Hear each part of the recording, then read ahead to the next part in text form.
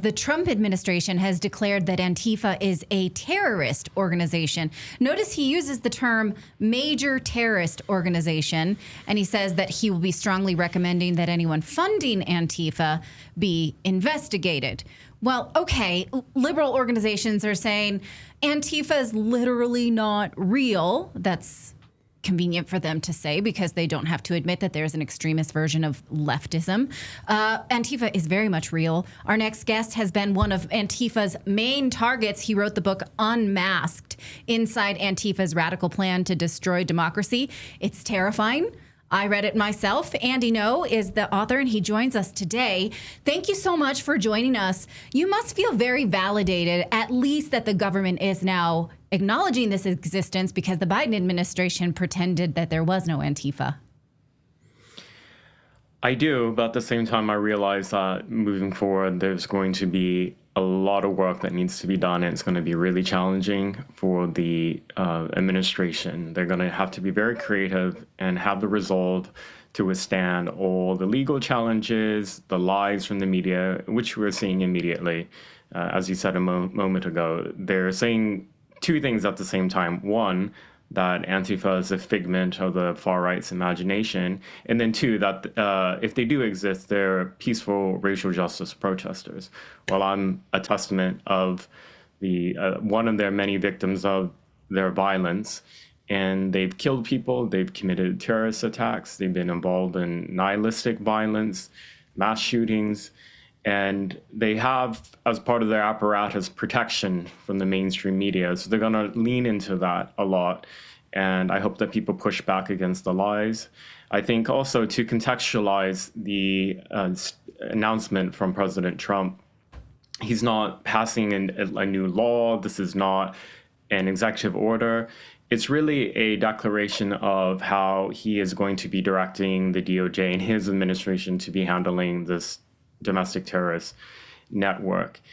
And there are already legislation on the books right now that can go after and dismantle some of these networks.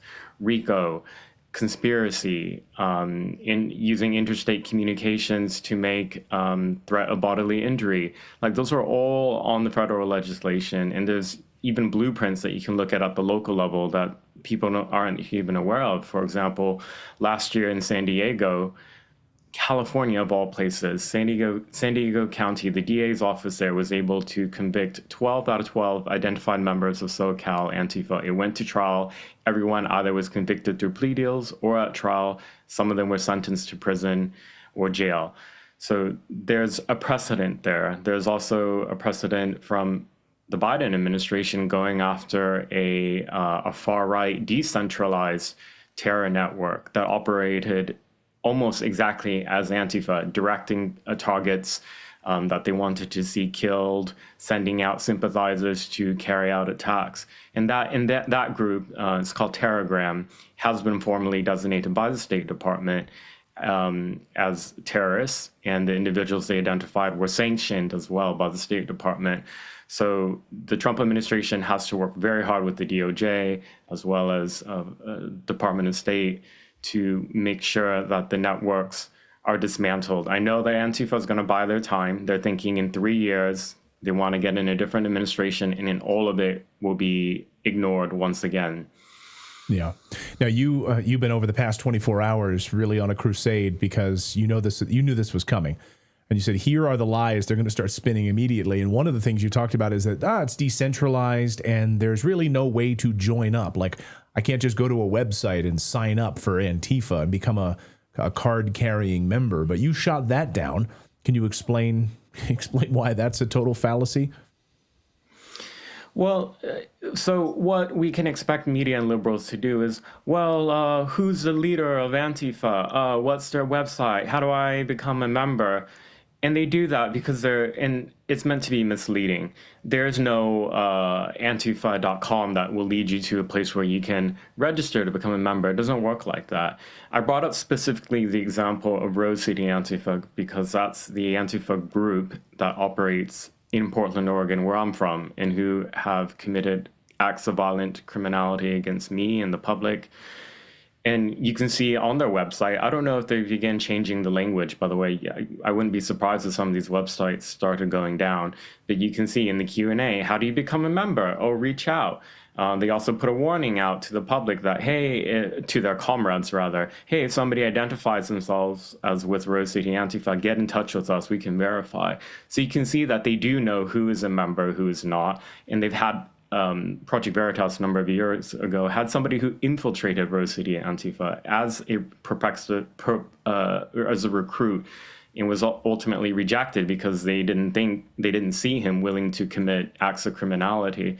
So there are certain cells that are very organized. They also are diffused in a way that you can think of radical Islam. You know, not every radical jihadist is a part of Al Qaeda or IS or Al Shabaab.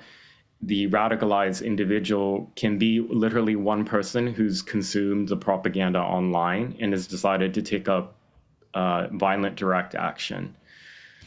Now, something you write about in your book is how Antifa was born out of opposition to the Nazis. So now this leftist argument becomes Hitler banned Antifa. Now we see how Trump has this parallel because Antifa, they say, is just some sort of government opposition. Violence is still illegal. They use what you say, innocuous weapons like umbrellas, frozen water bottles, something you explain called milkshakes, which is a fast food cup filled with cement that you can throw at someone as a weapon. So, do we need to make this distinction about Hitler and the Nazis? Is this even worthwhile? So first of all, Antifa steal a legacy from the Second World War that they actually do not inherit. The Antifa, the original one, was a communist paramilitary in the Weimar Republic. They were involved in a lot of violence, and they actually had a big role in destabilizing the Weimar Republic and making the public look to figures like Hitler for stability. Antifa try to claim that, that's what we sort of inherit, the anti-fascists who fought against Nazis. Some of them are dishonest in their propaganda, and they'll use images of American soldiers in Europe and say, those were Antifa, I'm like them. The contemporary movement is from the 80s. It's relatively new, decades old now. And what they do is that their ideology is actually a bit, in terms of how they identify who's a fascist, it's very wide, and that's intentional. And many of their targets have actually been individuals on the left, liberals who are not comfortable with political violence. They view those people as fascists and Nazis. They say it. If you're willing to talk with a Nazi, and they consider people like Charlie Kirk, you and I, Nazis, that therefore you become one too, and you're going to be a target as well. So there's no connection to the Second World War. It's just a stolen legacy, and they use that to justify their own violence. And you see the trans activists doing this as well. They say the original Stonewall was a riot, and those people wouldn't have gotten their rights without violence. Therefore, we need to be violent today. So all of it is just about what, by any means necessary, whatever lies they need to say, whatever history they need to do revisionism on to justify their violent criminal political agenda today.